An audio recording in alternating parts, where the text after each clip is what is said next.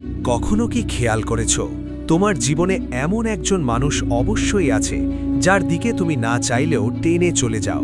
সে তোমাকে কিছু বলে না, জোরও করে না, কিন্তু শেষ পর্যন্ত হয় ঠিক সেটাই যেটা সে চায়।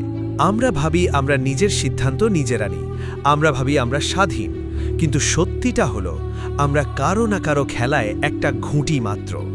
আজ আমি তোমাকে নিয়ে যাব ডার্ক সাইকোলজির সেই গভীর সমুদ্রে যেখানে ম্যানিপুলেশন একটা আর্ট। আজ কোনো পুরনো গল্প না, আজ তুমি শিখবে the art of invisible control. কিভাবে একজন মানুষ চিৎকার না করে, ঝগড়া না করে অন্য একজনের মস্তিষ্ককে নিয়ন্ত্রণ করতে পারে।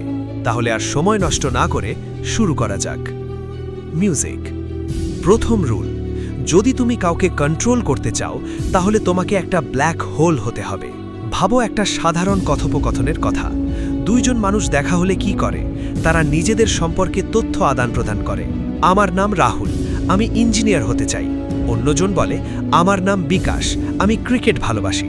সব কিছুই খুব নর্মাল, কিন্তু একজন ডার্ক অবজারভার, একজন কন্ট্রোলার এটা কখনো করে না। এখন থেকে যখন কারো সাথে দেখা করবে নিজের সম্পর্কে বলা কমিয়ে দাও, কারণ মানুষের সাইকোলজিতে একটা গ্লিচ আছে। আমরা নীরবতা সহ্য করতে পারি না। সামনের মানুষ চুপ হয়ে গেলে আমরা নার্ভাস হয়ে যাই, আর সেই নীরবতা ভরাট করতে গিয়ে নিজের সিক্রেট নিজেই বলে ফেলি। তাই চুপ থাকতে শেখো। এখন তোমাকে একটা টাস্ক দিচ্ছি। ধরো কাল সোমবার, তুমি স্কুলে, কলেজে বা অফিসে গেলে। কেউ যদি জিজ্ঞেস করে তোমার উইকেন্ড কেমন কাটলো, তখন পুরো গল্প না বলে শুধু বলো ইন্টারেস্টিং ছিল। তারপর সরাসরি তার চোখের দিকে তাকিয়ে বলো তোমার প্রজেক্টটা শেষ হলো। তারপর দেখো কি হয়। সে নিজেই তোমাকে ইমপ্রেস করার চেষ্টা করবে, কারণ তুমি তাকে কোনো তথ্য দাওনি, কিন্তু তার তথ্য নিয়ে নিয়েছো। আর যার কাছে ইনফরমেশন থাকে, আসল পাওয়ার তার হাতেই থাকে। কিন্তু 1 মিনিট, ইনফরমেশন নেওয়ার পর কি করবে? আসল খেলা তো এখন শুরু। এবার শিখবে কিভাবে কাউকে নিজের উপস্থিতির নেশায় আসক্ত বানানো যায়। তুমি কি খেয়াল করেছো মানুষ জুয়ায় আসক্ত হয় কেন, অথবা টক্সিক রিলেশনশিপ ছাড়তে পারে না কেন? উত্তর একটাই, আনপ্রেডিক্টেবিলিটি। ধরো আমি তোমাকে প্রতিদিন সকাল 9টায় 100 টাকা দিই। 1 সপ্তাহ পর সেটা তোমার কাছে নর্মাল হয়ে যাবে। কিন্তু যদি কখনো 500 দিই, কখনো কিছুই না দিই, আবার হঠাৎ 1000 দিই, তোমার ব্রেন পাগল হয়ে যাবে। তুমি শুধু অপেক্ষা করবে আজ কি হবে। এটাই মানুষের মস্তিষ্কের খেলা। যদি তুমি কাউকে নিজের প্রতি আসক্ত করতে চাও, শুরুতে তাকে তোমার পুরো অ্যাটেনশন দাও। তার সব কথা শোনো, সব সময় অ্যাভেলেবল থাকো। তাকে ফিল করাও সে তোমার জীবনের সবচেয়ে ইম্পর্ট্যান্ট মানুষ। তারপর যখন সে তোমার প্রেজেন্সের সাথে ইমোশনালি অ্যাটাচ হয়ে যাবে, হঠাৎ একটু দূরে সরে যাও। কারণ মানুষ সব সময় সেই জিনিসের পেছনেই বেশি ছোটে যেটা সে সব সময় পায় না। মিউজিক।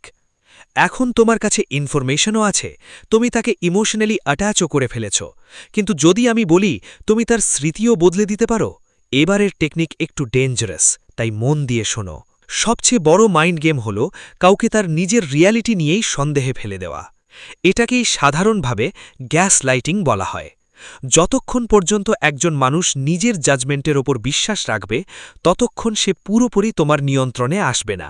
তাই কন্ট্রোল এস্টাবলিশ করতে হলে আর ভিতরে সেলফ ডাউট তৈরি করতে হবে। কিন্তু মনে রেখো, একজন মাস্টার ম্যানিপুলেটর কখনো ডিরেক্ট অর্ডার দেয় না। তুমি যদি কাউকে বলো প্লিজ এটা করে দাও, তাহলে তার ইগো অ্যাক্টিভেট হয়ে যাবে, সে বলবে নিজেই কর। কিন্তু যদি তুমি এমন ফিল করাও যেন আইডিয়াটা তার নিজের, তাহলে সে সেই কাজ করার জন্য সবকিছু দিয়ে দেবে। একটা এক্সাম্পল দিচ্ছি। ধরো তুমি আর তোমার বন্ধু সিনেমা দেখতে যাবে। একদিকে জুজুৎসু কাইসেন, অন্যদিকে ডেমন স্লেয়ার। তুমি চাও ডেমন স্লেয়ার দেখতে, কিন্তু তোমার বন্ধু চায় জুজুৎসু কাইসেন।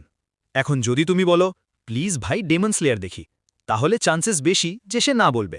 কিন্তু যদি তুমি বলো শুনলাম জুজুৎসু কাইসেনের রিভিউ খুব খারাপ, অনেকেই বলছে টাকা নষ্ট, তার ওপর নাকি এসিও ঠিকমতো কাজ করছে না, বাকি তোর ইচ্ছা, তাহলে কি হবে?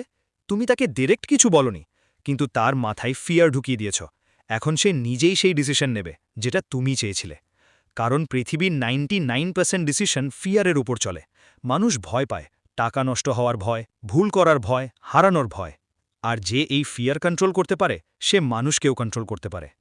জানো সবচেয়ে বড় বোকাকে? যে সবসময় পারফেক্ট হওয়ার চেষ্টা করে। পারফেক্ট মানুষকে কেউ পছন্দ করে না, মানুষ তাদের ভয় পায়, তাদের ভুল ধরার সুযোগ খোঁজে। তাই যদি তুমি চাও মানুষ তোমার কাছে কমফর্টেবল ফিল করুক তাহলে মাঝে মাঝে নিজের একটা হার্মলেস উইকনেস দেখাও, যেমন আমার হ্যান্ডরাইটিং খুব খারাপ, অথবা আমি জিনিস ইজিলি মনে রাখতে পারি না।